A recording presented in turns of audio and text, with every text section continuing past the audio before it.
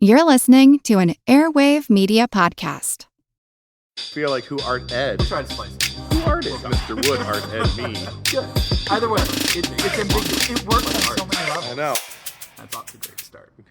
Welcome to Who Arted, weekly art history for all ages. I'm your host, Kyle Wood. Now, for this mini episode, we're going to be unraveling some of the secrets in the Book of the Dead from ancient Egypt. The Book of the Dead originated in ancient Egypt around 1550 BCE during the New Kingdom period. Contrary to the name, it's not really a book as we conceive of it today. It's rather sort of a collection of ancient Egyptian funerary texts. They were intended to guide and protect the deceased in their journey through the afterlife. They were made using papyrus, material from reeds of the Cyprus papyrus plant. The Egyptians would flatten and press these reeds into sheets, creating a nice sort of durable writing surface, similar to paper, but not exactly the same. Intricate scenes and figures were meticulously drawn and painted using various pigments derived from natural resources.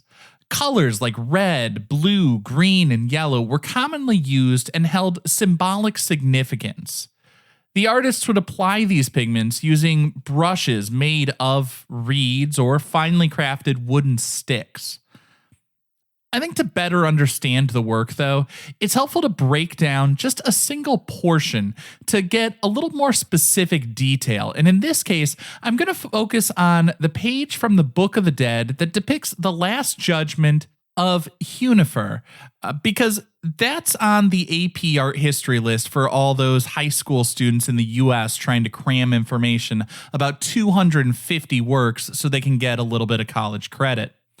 This particular scene is found on papyrus dating back to around 1275 BCE during the 19th dynasty. It portrays Hunefer, a scribe priest, standing before the god Osiris, the ruler of the underworld, along with a panel of 42 divine judges. When looking at this and similar works, one of the first things people notice is the unusual visual style that characterizes Egyptian art, or at least ancient Egyptian art.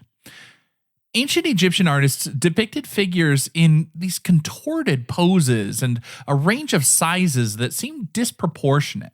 But why? Well, in ancient Egyptian culture, the contorted poses in the artwork were the result of combining different viewpoints in a single image.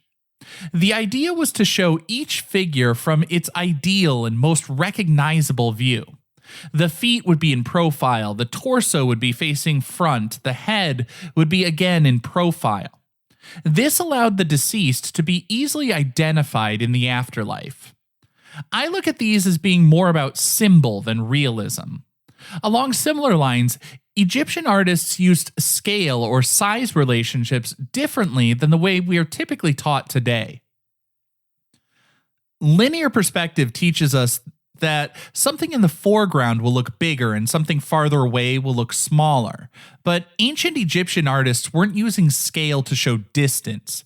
They were using scale or size to show significance. We call this hierarchical scale. Hierarchical scale was a way to convey the importance and social status of the depicted individuals. In the scene of Hunefer's judgment, we observe Osiris, the central figure, shown as larger than life, symbolizing his divine power. The other figures, including Hunefer, are shown in smaller scales to indicate their subordinate position in the afterlife hierarchy. They're sort of a lower status, and therefore they're going to be smaller figures. So what does this sort of work tell us about ancient Egyptian culture, the norms, the mythology? The Last Judgment scene depicted in the Book of the Dead was believed to be a crucial part of the deceased's journey to the afterlife. The scene reads from left to right. To the left, Anubis brings Hunefer into the judgment area. Anubis is also shown supervising the judgment scales. It showcases the Egyptian belief in this elaborate system of divine judgment where one's heart is weighed against the feather of Maat. I know I sound like a goat there, but it's M-A-A-T. Doing my best on pronunciation, but it's the goddess of truth and justice. They believed that the heart, rather than the brain, was the center of human emotion and wisdom. The heart also held a person's memories. Now, with that in mind, or maybe taking that belief to heart, they considered the heart to be the most important internal organ. It could reveal a person's true character, even after death, so the heart would be left in during mummification. The judgment weighing the heart would determine one's afterlife. People wrote spells to try to prevent the heart from testifying against them by weighing down the scales in that final judgment. If the heart weighed more than Maat's feather, the dead person was condemned to non-existence and immediately consumed by a ferocious monster shown as part crocodile, part lion, part hippopotamus, and all kinds of awful. It seems like a pretty high-stakes test and a rough way to start things off in the netherworld, although I suppose if you were a mummy, you'd probably be having a pretty bad day regardless. Still, for the pharaohs, scribes, and priests, much of their work and life was focused on the quest for eternity in that afterlife. Hunefer was referred to as the royal scribe and scribe of divine offerings, steward of King Seti I. With those titles, Hunefer would have been high up in the administration, very close with the king. The Book of the Dead and similar artworks highlight the profound reverence ancient Egyptians held for their gods and the intricate rituals they followed to ensure a successful transition to the netherworld where they could live on forever. Thank you for sharing some of your time with me to explore a bit of ancient Egyptian art and mythology. Hopefully, these last 10 minutes or so with me didn't feel like an eternity. Unless you're an ancient Egyptian mummy and you're into that sort of thing. I'm not here to judge. This concludes this week's episode of Who Arted, part of the Airwave Media Podcast Network.